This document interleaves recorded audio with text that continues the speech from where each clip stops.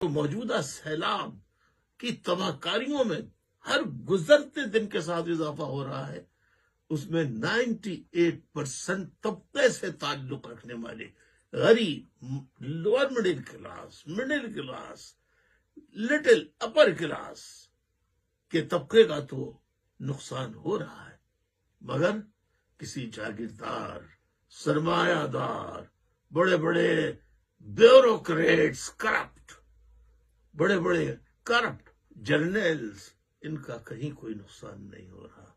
لہذا آئندہ اس قسم کے حادثات سے بچنے کے لیے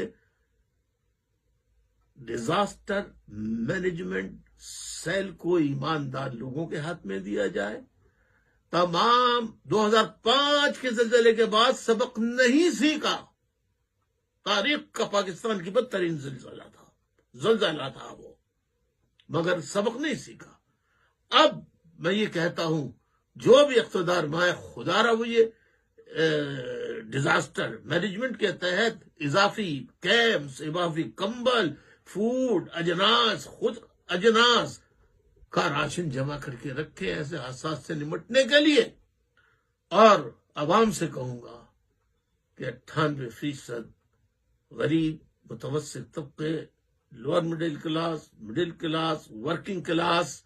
working class, upper middle class, ان کے پڑھے لکھے لوگوں کی حکومت لائیے، اسمبلیوں میں لائیے، سینٹ کے ایوانوں میں لائیے، تمام قانون ساز اسمبلیوں کے ایوانوں میں لائیے اور ملک کا آئین تبدیل کیجیے، جاگیردارانہ نظام کا خاتمہ کیجیے۔ اسی طرح ہم پاکستان کے غریب سے غریب عوام کو انتہائی، جیسے موجودہ سیلاب ہے، ایسی کوئی بھی آفت آئے، اس سے جہاں امیر کو تحفظ ہو، اسی طرح غریب کو بھی تحفظ حاصل ہو۔ یہ میری آپ سے اپیل ہے۔ خدا کا اللہ تعالیٰ کرم کرے، سب پر مہربانی کرے، اور مخیر حضرات جو نیک ہیں، ایمانداری سے کمایا ہے جنہوں نے، وہ دل کھول کر سیلاب زدگان کی مدد کرے۔